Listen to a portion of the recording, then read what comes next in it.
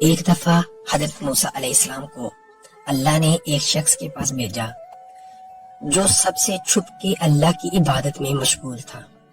آپ علیہ السلام نے دیکھا وہ بندہ اللہ سے اپنے گناہ کی معافی مانگ رہا ہے، استغفار کر رہا ہے۔ اس شخص کی حالت بہت خراب تھی اور جسم ایک جگہ بیٹھے رہنے کی وجہ سے گلنے لگا تھا۔ تھوڑی دیر میں آپ علیہ السلام نے دیکھا ایک پرندہ کچھ دیر میں وہاں اپنی چونچ میں پھل لے کر آتا ہے اور عبادت میں مشغول اس انسان کے منہ میں وہ پھل ڈال کر چلا جاتا ہے۔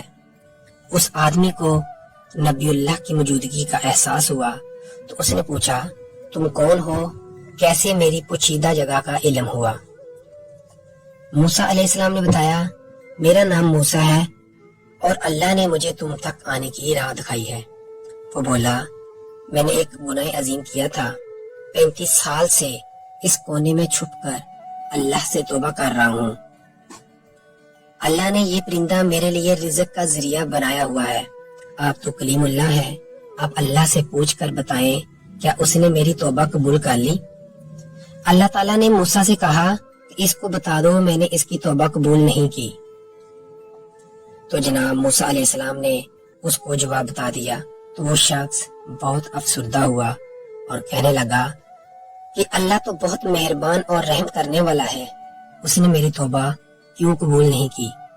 اللہ نے پھر موسیٰ علیہ السلام سے کہا کہ میں نے اس شخص کی غذا کے لیے اس پرندے کی ڈیوٹی لگائی جو اس کو تھوڑی دیر میں پھل لا کر دیتا، لیکن 35 سال میں ایک دفعہ بھی اس شخص نے کبھی اس پرندے سے نہیں پوچھا یہ خود تو بھوکا نہیں؟ یہ بندہ صرف اپنی بھوک اور عبادت کا ہی سوچتا رہا، اس وجہ سے میں نے اس کی توبہ قبول نہیں کی، اب جہنم ہی اس کا ٹھکانہ ہے۔ موسیٰ علیہ السلام نے دوبارہ اس کو مطلع کیا تو وہ رونے لگا، پھر بولا، آپ اللہ سے میری سفارش کیجئے کہ اگر اللہ مجھے معاف نہیں کرتا تو کم از کم میری ایک دعا ہی قبول کر لے۔ تو اللہ نے کہا، کیا دعا ہے؟ تو اس بندے نے کہا، جب مجھے دوزخ میں ڈالا جائے تو میرا جسم اتنا بڑا ہو جائے کہ جہنم مجھ سے ہی بھر جائے۔ موسیٰ علیہ السلام نے پوچھا، یہ دعا کیوں؟ تو اس نے کہا، میں تو جہنم میں ہی جا رہا ہوں، اگر جہنم بھر گئی تو دوسرے لوگ بچ جائیں گے۔